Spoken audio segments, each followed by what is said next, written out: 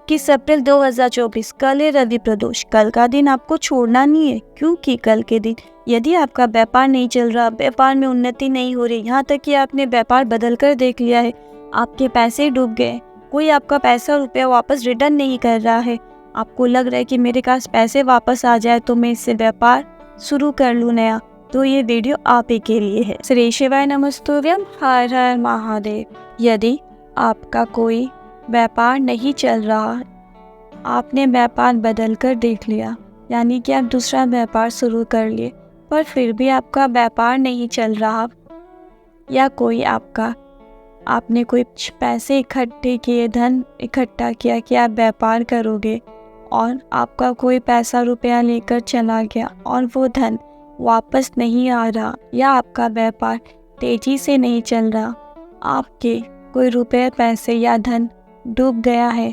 तो भी आप ये विधान कर सकते हैं।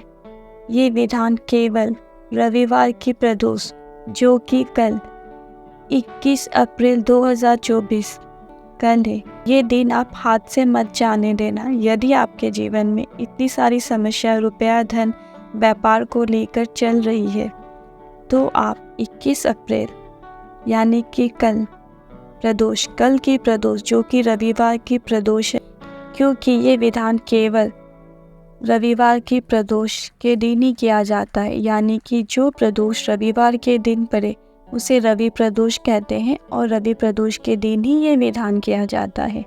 इसके लिए आपको 3 बेलपत्र की आवश्यकता पड़ेगी। बेलपत्र पूरी तरह से स्वच्छ हो और पूर्ण हो। आपको 3 बेलपत्र लेकर शिवालय या शिव मंदिर जो आपके नज़दीक में हो, आपको जाना है। पहली बेलपत्र आपको अशोक सुंदरी, माता अशोक सुंदरी के स्थान पर चढ़ाना है। जब आप माता अशोक सुंदरी के स्थान पर चढ़ाए, तो बेलपत्र की डंडी का मुख आप शिवलिंग की तरफ रखें। दूसरी बेलपत्र आपको शिवलिंग के ऊपर जो जलाधारी होती है, जहाँ पर शिवजी की 5 पुत्रियाँ जया, विशेरा, सावनी बारी, दूतली देव निवास करती है, वहाँ पर आपको चढ़ाना है। जब आप चढ़ाओगे तो बेलपत्र की डंडी का मुख आपके विपरीत दिशा में होगा। यदि आप पूरब की तरफ खड़े हो तो बेलपत्र की डंडी का मुख पश्चिम की तरफ होगा, और अगर आप पश्चिम की तरफ खड़े हो तो बेलपत्र की डंडी का मुख पूरब की तरफ होगा। अगर आप दक्षिण की तरफ खड़े हो तो बेलपत्र की डंडी का मुख उत्तर की तरफ होगा। आप जहाँ पे भी खड़े हो, किसी भी दिशा में, तो डंडी का मुख अपने ऑपोजिट साइड पे रखें। जलाधारी में चढ़ा देना है।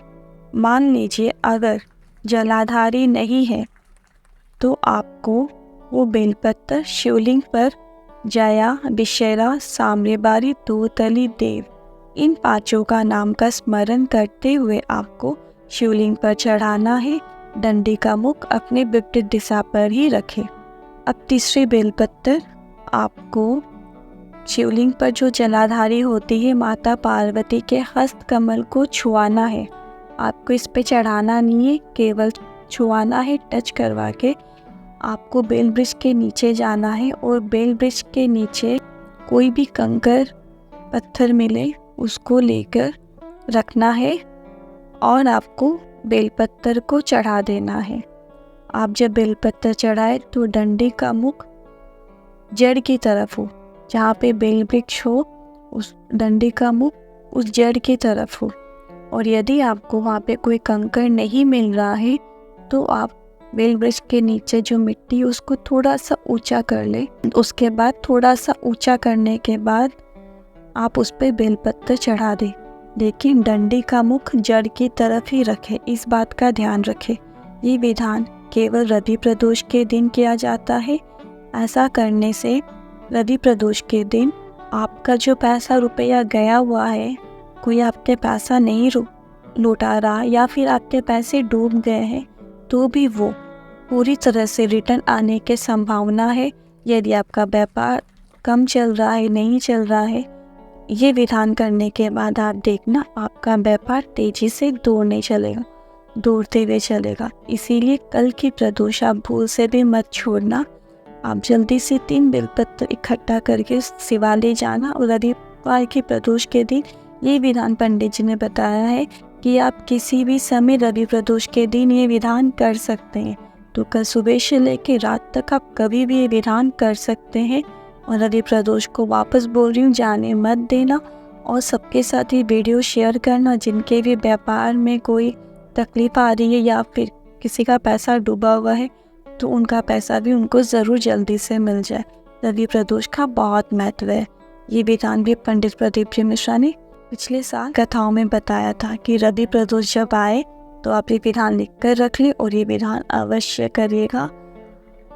आज के वीडियो में बस इतना ही। आशा करती हूँ, उम्मीद करती हूँ वीडियो पसंद आया होगा। और अधिक जानकारी के लिए आप चैनल को लाइक, शेयर और सब्सक्राइब करें। फिर मिलती हूँ नए वीडियो के साथ। तब तक के लिए श्री शिवाय नमस्तुभ्यम। हर हर महादेव।